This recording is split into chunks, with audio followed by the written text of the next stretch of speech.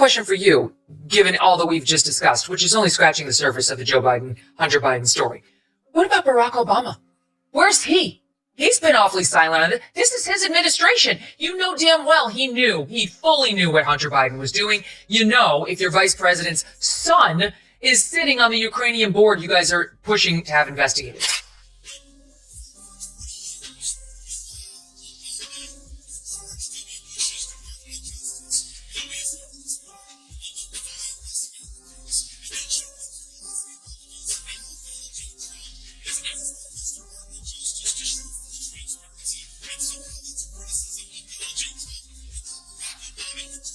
Megyn, Kelly, and Vance tear apart the polished image Barack Obama once built around hope and progress. They strip away the carefully crafted speeches, the promises that never materialized, and the legacy that leaned more on charm than on results. His reputation falters under the weight of contradictions, party infighting, and missteps both at home and abroad. Instead of a bold leader, what remains is a warning about what happens when presentation takes priority over real achievement. At last, the facade has crumbled. Brennan, who was running CIA under Obama, was confronted by a CIA officer about the flaws in the dossier. The guy was like, dude, we can't rely on this. Can't use this to say there was aspiration to help Trump. We shouldn't be sticking it in the annex to our report, or relying on it in any way. This needs to come out. It's fatally flawed. Brennan allegedly said, quote, yes, but doesn't it ring true? Holy cow. In Pittsburgh on Thursday, former President Barack Obama admonished black men for being hesitant about voting for Kamala Harris. I was wondering if you could contrast your approach to hesitant voters and how you try to earn them over. You know, first of all, I don't believe, whether you agree with me or disagree with me, whether you agree with Donald Trump or disagree with him, I don't believe in hectoring voters. I believe in persuasion. For years, Barack Obama has been praised as everything from a visionary to a political genius. Yet that polished image quickly unravels when J.D. Vance and Megyn Kelly step in with pointed attacks. Known as the golden child of American politics, Obama mastered the art of performance, turning branding into a craft, and left behind a trail of photo ops, speeches, and little lasting impact. His supporters once admired him as if he were untouchable, but Kelly and Vance shatter that myth with force, replacing it with a wave of raw intensity that leaves audiences buzzing. Or fuel on the fire that there's a potential, maybe a divorce or some sort of rockiness going on in the Obamas' relationship. They both posted these mirrored, very choreographed Valentine's Day messages on X, but he was just seen at an LA, the basketball team, the Clippers, thank you, game without her. And then on Tuesday, he was spotted eating out at a fancy dinner in Sherman Oaks with both daughters, Malia and Sasha, but again, no Michelle, according to TM. Obama was hailed as the leader who would revive American prosperity, the figure who promised change, hope, and unity. Yet as J.D. Vance argues, his true impact wasn't in policy, but in reshaping the way political marketing was done. His biggest achievement was not reform, but self-promotion. Under his administration, style began to outweigh substance, convincing the public that presentation mattered more than real progress. Vance goes further, pointing out that Obama's calm demeanor and polished speeches masked reality. A leader who left behind missteps, sidestepped accountability, and turned away from the toughest challenges. Your support is not something I'm given or something I'm owed. It's something you got to go out there and work for. So one, I just don't like the tone of going in. I mean, look, the better question for Barack Obama or anybody to ask is not why black men. It's not how dare you not vote for Kamala Harris. It's maybe they're thinking about voting for Donald Trump because they're sick of being censored. They're sick of being told. Obama's leadership was far from extraordinary. He exaggerated his own stature and carried little true authority. It was as if he were auditioning for a place in history rather than leading from it. Every speech resembled a polished stage talk, every photo carefully curated, like a social media influencer long before Instagram took over. Megyn Kelly argued that even while holding the highest office, he behaved like a man still running for it.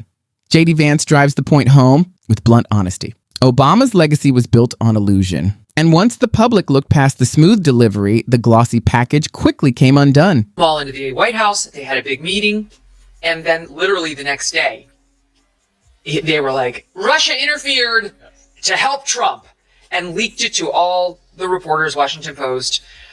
And the suggestion is that Obama turned to them and said, I'm not having a report coming out of you guys saying that they didn't interfere. Our whole narrative is that Hillary would have won had it not been for the Russians. Now give me a report that says that. That's the implication. And that then the intel community did it. Take a closer look at the record. Obama's health care plan, hailed as groundbreaking, ended up as a tangled web of bureaucracy and broken promises.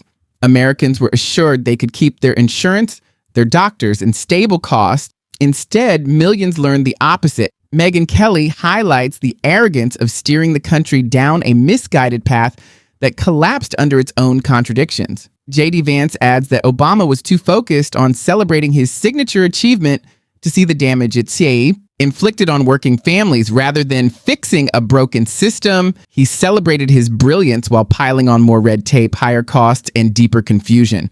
And that's just on the home front. Abroad, Obama presented his foreign policy as the refined alternative to reckless cowboy diplomacy, measured, intellectual, and thoughtful. But what did it actually deliver? The rise of ISIS, chaos in Libya, and a failed pivot to Asia. J.D. Vance spares no words.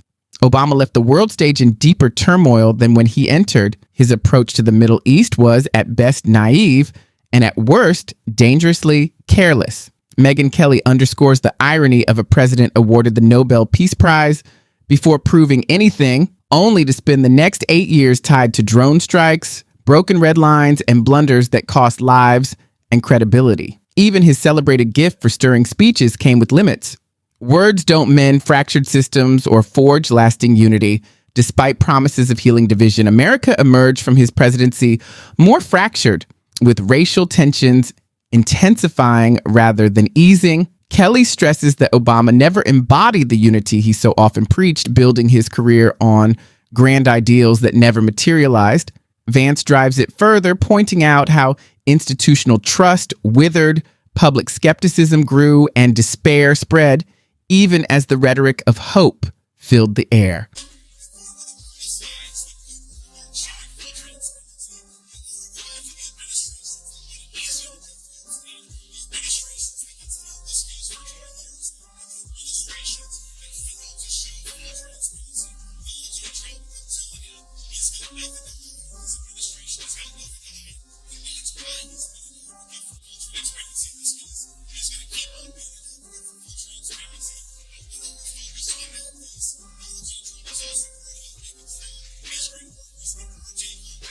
And then there's the smugness, the attitude, the endless lectures.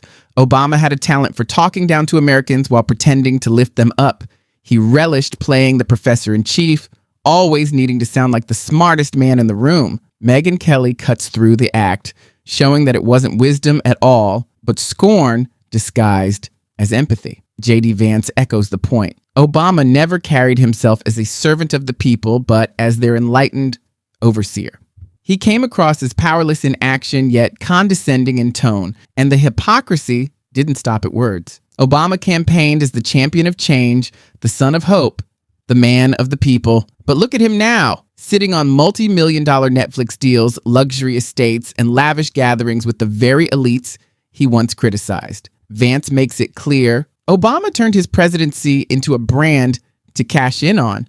Kelly drives it home further, reminding us this is the same man who once urged Americans to tighten their belts while he climbed into a lifestyle built on privilege. He didn't just leave office, he stepped into the high life, funded by the very system he claimed to resist. On Friday night, Tulsi Gabbard went on Fox News and said that she'd found documents that she was releasing that show, in sum and substance, that one day the intelligence community under Barack Obama was ready to come out and say that the Russians did not interfere in the 2016 election and really had no part in it, and that whole thing was kind of bullshit. Even today, Obama's influence is only a shadow of the legend he once was. Democrats still treat him as a voice they cannot ignore.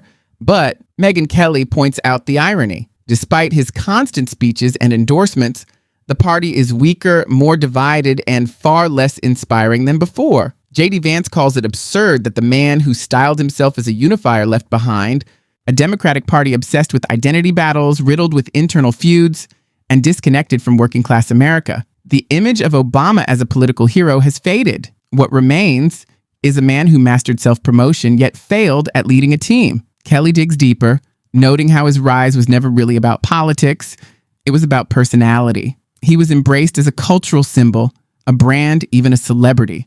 Voters didn't just choose him, they adored him. But what happens when the applause fades? When the soaring promises are measured against real outcomes? Vance delivers the verdict. A legacy built on sand, leaving behind a politician skilled at winning admiration, but unable to deliver lasting results. To tee it up with this soundbite from the vice president, who gave an interview to the Gateway Pundit and said as follows. I think the far left really responds to is power. The thing that they're actually going to be responsive to is the recognition that there are consequences on the other side. If they get off scot-free, if they're never investigated, if they're never prosecuted when they violated the law, then they're just going to come back and do the exact same thing again. There are a few different ways, of course. So it's the big tech companies that were censoring conservatives. They've got to know that's not going to be allowed. Kelly lays bare the truth that Obama's presidency was no triumph of progress, but a lesson in how easily charisma can be packaged and sold to America. He wasn't a trailblazer. He was a marketer. He didn't build. He performed. The future wasn't shaped by him. It was distracted by him. And years later, the consequences of his weak leadership remain visible. From domestic strife to global instability, from economic struggles to cultural divides, his impact is clear, but not in the glowing way his admirers remember. By the time history weighs his record, Obama is far from a great statesman. He excelled at performance, but faltered on substance. He was the man who spoke of hope while leaving despair, who promised renewal but delivered division. Kelly and Vance strip away the final layers of myth, revealing an Obama who, when viewed without the polish, is starkly ordinary. Not a hero, but a salesman. And the unavoidable conclusion is this: Barack Obama will be remembered not as the revolutionary he claimed to be, but as the politician who believed speeches could replace solutions, image could replace vision, and history would forgive a legacy built for the spotlight. They concluded in this House document that the Intelligence Community Assessment, or ICA, of January 17 was subject, quoting here, to unusual directives from President Obama and senior political appointees, particularly CIA Director Brennan. Unlike, still quoting, routine intelligence community analysis, this ICA was a high-profile product ordered by the president, directed by senior IC agency heads, and created by just 5 CIA analysts using one principal draft. Beyond mocking him, J.D. Vance and Megyn Kelly dismantled the illusion entirely. In doing so, they expose a man who craved fame, but will be remembered as the president who entered office and left little behind. Their critique doesn't just catalog Obama's mistakes, it points to his refusal to acknowledge them. Even years after leaving the White House, he still speaks as though accountability is beneath him, lecturing from a pedestal while ignoring the damage done. He talks of democracy, but never admits how his administration eroded public trust in government. He warns against false narratives, yet his own carefully crafted story was built on one. His legacy offers no real hope. What remains is the model of a politician who treated governing like content creation, polished, packaged, but hollow. Kelly stresses that the damage extends beyond Obama's personal shortcomings. His influence left behind a Democratic Party that struggles to produce leaders who deliver, addicted to theatrics, and consumed by identity politics. Some momentum picking up in the rumor mill about their marriage. First, on January 15th, in the Substack of Jessica Reed Krause, also known as House and Habit, she posts the following. Michelle Obama's absence at Jimmy Carter's funeral certainly raised some eyebrows, but yesterday's announcement that she won't be attending Trump's inauguration confirms something is definitely going on between her and Barack. Whispers about cracks in their relationship have been circulating in D.C. for over a year now, but this feels like the first public proof of a marriage on the rocks. If I had to guess, they will wait until after the inauguration to announce it. Timing, is everything. And yet the story doesn't end there. For months, I've heard Jennifer Aniston's name tied to Barack. the evidence of failure is everywhere. Obama was expected to lead a new era of Democratic dominance. Instead, during his presidency, the party bled seats at every level: state, local, and federal. By the time he left office, Republicans held more congressional seats, governorships, and legislative chambers than they had in decades. That's not progress, it's collapse. Megyn Kelly points out the absurdity of celebrating a supposed political genius who presided over his party's decline. J.D. Vance drives the argument further. While Democrats clung to cultural elites who couldn't win elections, the working class shifted decisively away, leaving the party weaker than when Obama began. Yet, despite this record, Obama still steps onto the stage as though history belongs to him. He grants interviews claiming unique insight into the world, publishes memoirs longer than scripture, and hosts lavish gatherings on Martha's Vineyard fit for royalty. That intelligence community assessment of January 17 was set to downplay Russian interference in the 16 election. And then after a meeting with Obama and the top intelligence community officials, or at Obama's direction at least, the intelligence community did a complete 180 and played up Russian interference instead of playing it down. And Obama longs to be remembered as a statesman, a thinker, someone above petty politics. But Megyn Kelly sees, through the act, his record tells another story, one where he helped create the very divisions he now claims to heal. The political culture he criticizes today was fueled by his own arrogance in office. This, Kelly and J.D. Vance argue, is the final blow to the myth. Obama's legacy should stand as a cautionary tale, not an example to follow. He embodies the danger of charisma without substance, where eloquent words mask the absence of real solutions. And in the end, failure born from empty promises is far more damaging than a flawed plan honestly pursued. It's treachery, though not against the system, but against the trust of the people who believed him. Obama's failure was not the product of limited chances or hostile conditions. The truth is harsher. He had every opportunity to shape real change, yet squandered it by believing in his own myth. He mistook applause for progress, popularity for vision, and branding for leadership. Convinced that history itself would bend to his image, he built a presidency around performance rather than substance. J.D. Vance and Megyn Kelly tear apart this illusion with precision. They remind us that his supposed revolution in healthcare crumbled under bureaucracy and broken promises, leaving working families paying the price. They highlight how his foreign policy, dressed up as sophisticated and measured, collapsed into chaos, ISIS rising, Libya burning, and red lines dissolving into embarrassment. They expose the arrogance of a leader who claimed to transcend race, yet left America more divided, its institutions less trusted, and its people more disillusioned. Obama's defenders still speak of him as a statesman and unifier, but the image no longer holds. The polished speeches, the curated photos, the Netflix deals, and the parties on Martha's Vineyard cannot mask the reality. He was not the giant he pretended to be, but the performer who treated governing like content creation. His legacy isn't one of transformation, but of missed chances, hollow branding, and a party weaker than when he began. In the end, the fiction collapses. The man once sold as a symbol of hope is revealed as a cautionary tale. Obama will not be remembered as the towering figure he aspired to become, but as the politician who promised greatness and delivered mediocrity, leaving behind a warning etched in disappointment.